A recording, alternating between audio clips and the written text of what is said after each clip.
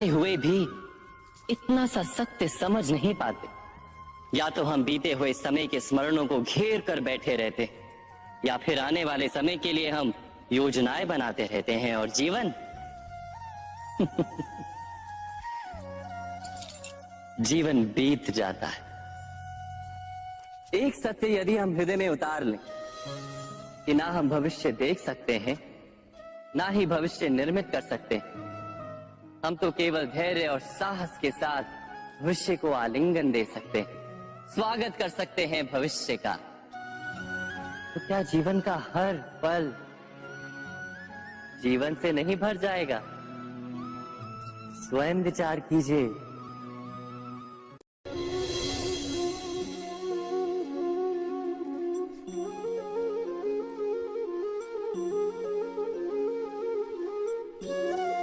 ज्ञान प्राप्ति सदा ही समर्पण से होती है, ये हम सब जानते हैं। किंतु समर्पण का वास्तविक महत्व क्या है?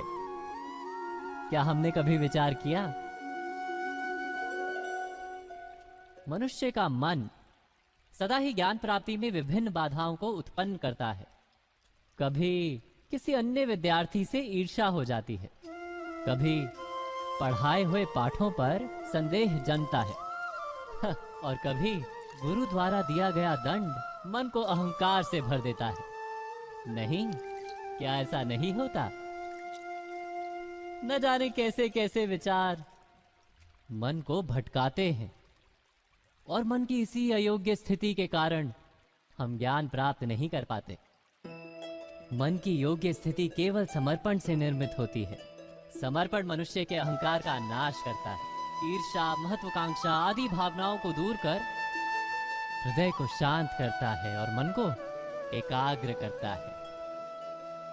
वास्तव में ईश्वर की सृष्टि में ना ज्ञान की मर्यादा है, ना ज्ञानियों की। गुरु दत्तात्रेय ने तो गाय और श्वान से भी ज्ञान प्राप्त कर लिया था। अर्थात विषय ब्रह्म ज्ञान का हो या जीवन के ज्ञान का या गुरुकुल में प्राप्त होने वाले ज्ञान का, उसकी प्राप्ति के लिए गुरु से अधिक महत्व है उस गुरु के प्रति हमारा समर्पण। क्या ये सत्य नहीं?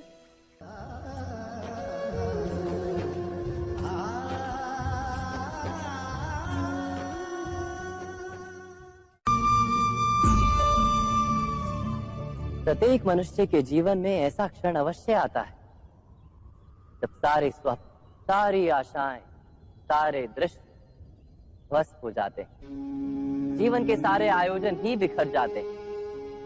एक और धर्म होता है और दूसरी ओर सुख। इसी को धर्म संकट कहते हैं।